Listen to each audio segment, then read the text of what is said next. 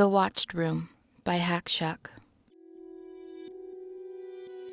Last October, an autism social group which I attend was visited by Richard, a student at a prestigious nearby college. Apparently, social groups like ours are an invaluable resource for psychologists and researchers who are itching to access potential guinea pigs on the autistic spectrum. People like Richard love to stop by and recruit the differently abled for their studies. Richard offered $15 a session for an autistic person to sit in a small, empty room for an hour at a time and simply flip a switch on a handheld device whenever they felt they were being watched through a two-way mirror. I needed the money. My first weekly session was the very next day. I entered a college basement room, sat still in silence for a long hour, and felt nothing. The next session went the same way, but during the third, my switch was flipped the whole time, as I could feel eyes staring hard at me. Richard didn't tell me afterwards whether my instincts were accurate, and I never met anyone else taking part in Richard's research. But I believe that mine was one of several occupied observation rooms, though Richard never told me as much, as this would have jeopardized his findings. I attended every week for almost a year, with differing results. Richard always coldly handed me my cash afterwards, never divulging any information. On 12 more occasions, the feeling of being overseen was so very compelling that I instantly flipped the switch. There was never a shred of ambiguity in my mind.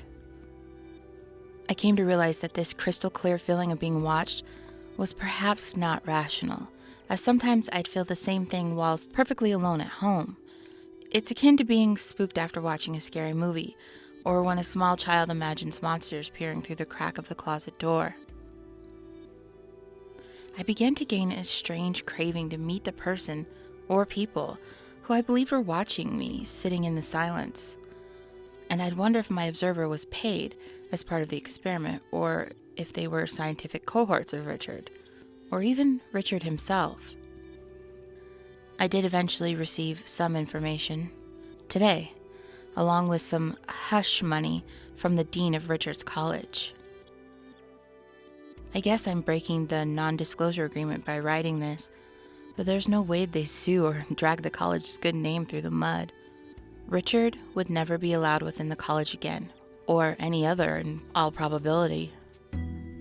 Richard's study was born of an obsession with the paranormal, specifically the insane idea that autistic people are attuned to a strange wavelength that neurotypicals are not. I'd been the only guinea pig. Richard had kept his study small and secret. That's how he'd gotten away with it for so long.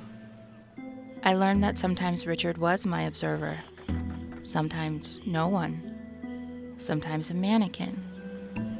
And on 13 occasions, Richard had borrowed a cadaver from the medical faculty, propped open the eyelids, and sat it down outside the room, facing my way.